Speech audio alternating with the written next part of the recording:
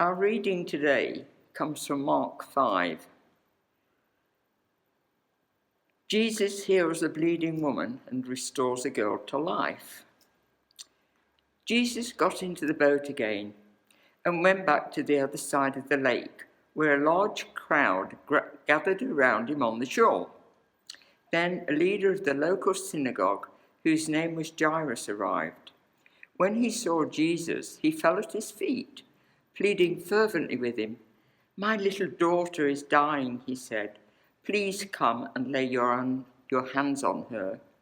Heal her so she can live." Jesus went with him, and all the people followed, crowding around him. A woman in the crowd had suffered for 12 years with constant bleeding. She had suffered a great deal from many doctors, and over the years she had spent everything she had to pay them. But she had not got any better. In fact, she had got worse.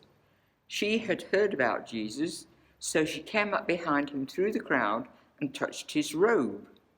For she thought to herself, "If I can just touch his robe, I will be healed." Immediately, the bleeding stopped, and she could feel in her body that she had been healed of her terrible condition. Jesus realized at once that healing power had gone out from him. So he turned around in the crowd and asked, "Who touched my robe?" His disciples said to him, "Look at this crowd pressing around you. How can you ask who touched me?" But he kept on looking around to see who had done it. Then the frightened woman, trembling at the realization of what had happened to her, came and fell at his feet and told him what she had done. And he said to her, "Daughter, your faith has made you well. Go in peace, your suffering is over." While he was still speaking to her, messengers from the home of Jairus, the leader of the synagogue, arrived. They told him, "Your daughter is dead. There's no use troubling the teacher now." But Jesus overheard them and said to Jairus, "Don't be afraid, just have faith." Then Jesus stopped the crowd and wouldn't let anyone go with him except Peter, James, and John, the brother of James.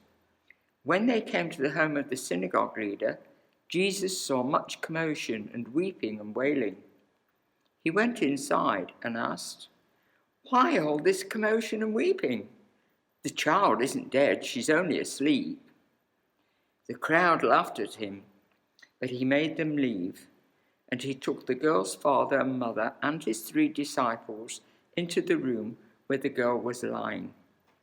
Holding her hand, he said to her, "Talitha kum," which means, "Little girl, get up."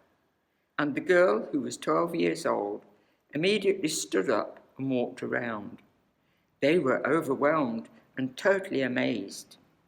But Jesus gave them strict orders not to tell anyone what had happened, and then he told them to give her something to eat.